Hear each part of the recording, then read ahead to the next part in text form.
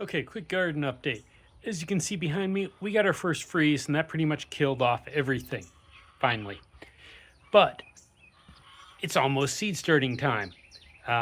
If you're in my area, and I'm an hour and a half north of Houston, about an hour east of College Station, um, zone, I think 8B might be 9, one of those. Um, it's basically time to get your seed starting done. Oh, next week. So let's go inside and take a quick look at what you need to actually start seeds. So if you're in my area following my channel, you can actually do it on time. Okay, before I go inside, I just heard a cock-a-doodle-doo. Where'd Barty go? Come on, do it again.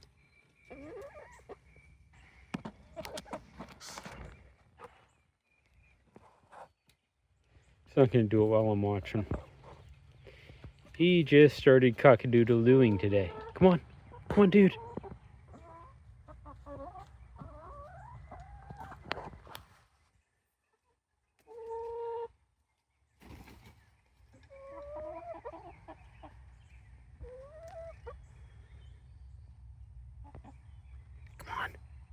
Come on, Barty, you can do it.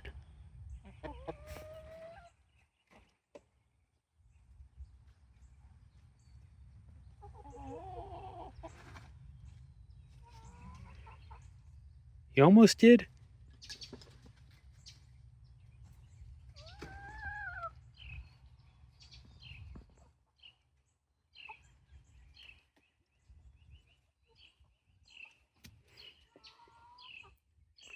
Come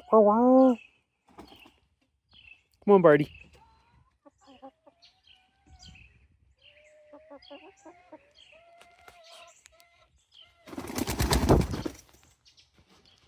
Well, hi. Okay, looks like we're not going to get a cock-a-doodle-doo on camera. I tried. Okay, so this is kind of a mess, but this is going to be my seed starting setup for this year. What you need, a bunch of little pots. They should have holes in them to drain the water. Some of these are leftovers from buying seedlings from Home Depot. These were bought at the dollar store. They work. You need a way for the water to kind of drain out of those, which is what those holes are for, but you don't want the water on your ground, or at least, not on your floor.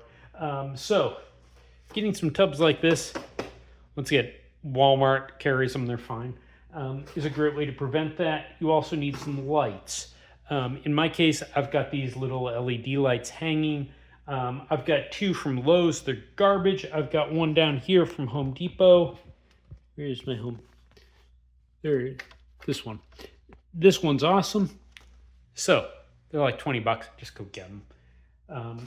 In terms of soil, a lot of people recommend you use seed starting mix for your seedlings because that's supposedly sterile. I tried that once. The sterile seed starting mix I got, and I want to say it was even Miracle-Gro, but don't quote me on that.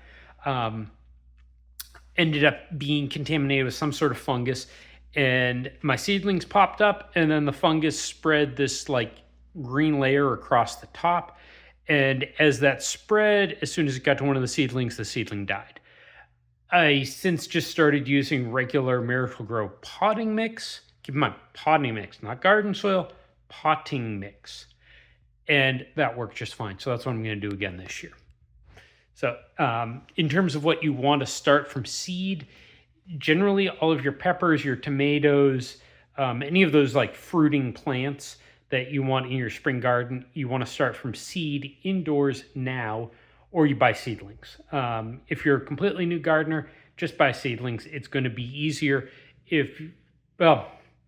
it's easier, and I highly recommend it, but at the same time, they're like $5 a plant. So it's more expensive, but it's going to get you good results your first year. For experienced gardeners, like I'm going to be putting down tomatoes, I'm going to be putting down peppers, I'm going to be putting down anything else that really looks good.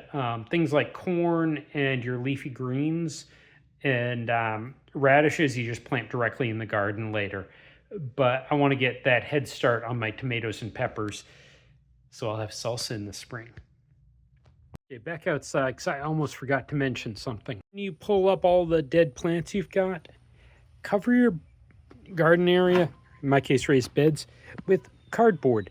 This prevents light from getting into the soil, so you have no photosynthesis, which means your weeds don't pop up.